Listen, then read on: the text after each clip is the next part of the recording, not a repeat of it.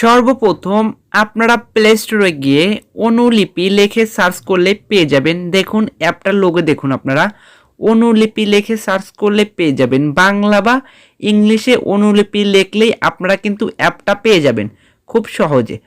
তারপরে আপনারা অ্যাপটা ওপেন করবেন, অবশ্যই আপনার নেট কানেকশন থাকতে হবে। আমি অ্যাপটা ওপেন করে নিলাম। অ্যাপটাতে ওপেন করলে আপনি এই ধরনের একটা ইন্টারফেস দেখতে পাবেন। আপনার যদি নেট কানেকশন থাকে খুব তাড়াতাড়ি অ্যাপটা ওপেন হয়ে যাবে।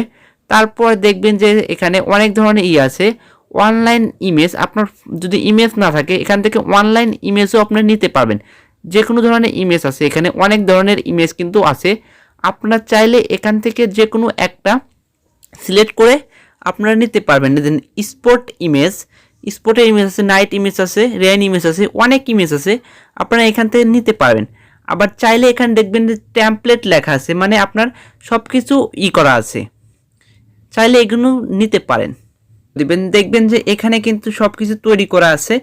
এখান থেকে আপনার টেমপ্লেটটা নিতে পারবেন।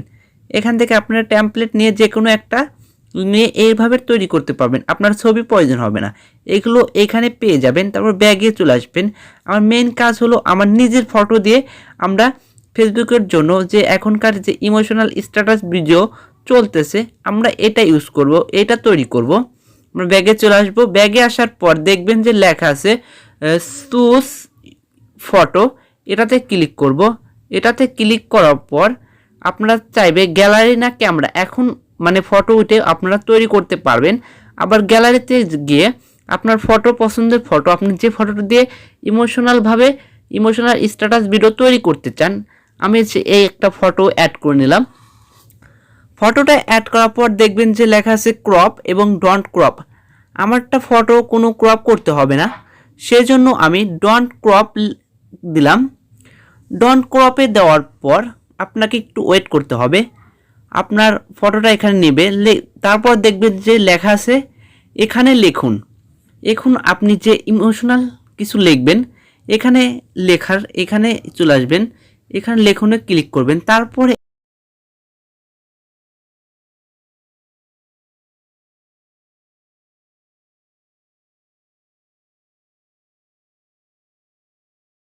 ক্লিক করে দিলাম। ডানে ক্লিক করে দেওয়ার পর এখানে রাখবো।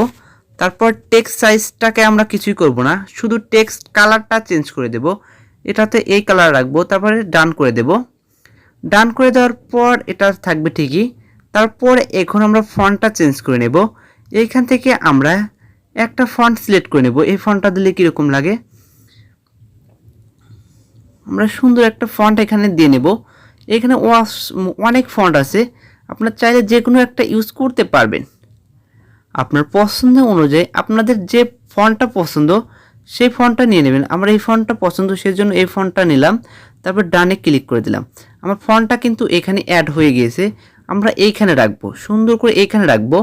এইখানে রাখার পর আবার যদি আপনার ফন্ট আবার যদি আরও টেক্সট অ্যাড করতে হয়, তাহলে অ্যাড টেক্সটে ক্লিক করবেন। অ্যাড টেক্সটে ক্লিক করার পর এইখানে লিখুন, আবার ক্লিক করবেন। তারপরে আমি পুরোটুকু লিখে দেব। তারপর হচ্ছে সুখী বেশি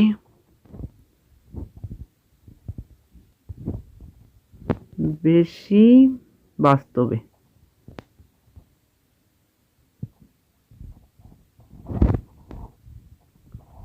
তারপর ডানে ক্লিক করে দেব। ডানে ক্লিক করে দেওয়ার পর এই ফন্টটাকে এখানে রাখবো।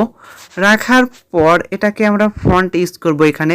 এখানেও একটা ফন্ট আমরা দিয়ে দেব। এইটাতে আর এক ফন্ট দেব, তাহলে কিন্তু ভালো লাগবে। আমরা কিন্তু সবটাতেই এক ফন্ট দেব না, এটা আপনারা অবশ্যই মনে রাখবেন যে আপনারটাকে আরও বেশি লুকিং করার জন্য আপনারা অন্য রকমের ফন্ট দিয়ে নেবেন। তারপর ডানে ক্লিক করবেন। এখানে কিন্তু হয়ে গেছে। এই কালারটা আমি চেঞ্জ করব না, এই কালারটাই রাখবো। তারপরে আমরা আরেকটা অ্যাড টেক্সট করব।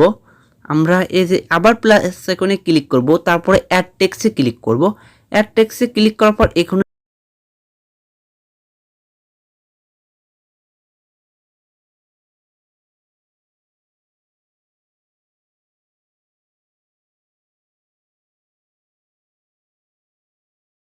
তারপরে ডানে ক্লিক করে দেব।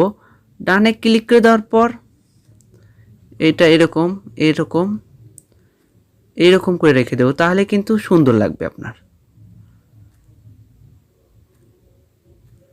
এটা ফন্টটা আমরা চেঞ্জ করে দেব। ফন্টটা আমরা এটাকে আরেকটা ফন্ট দেব আমরা। এই ফন্টটা দিলেও কিন্তু ভালোই হয়। এই ফন্টটা দিয়ে নিলাম।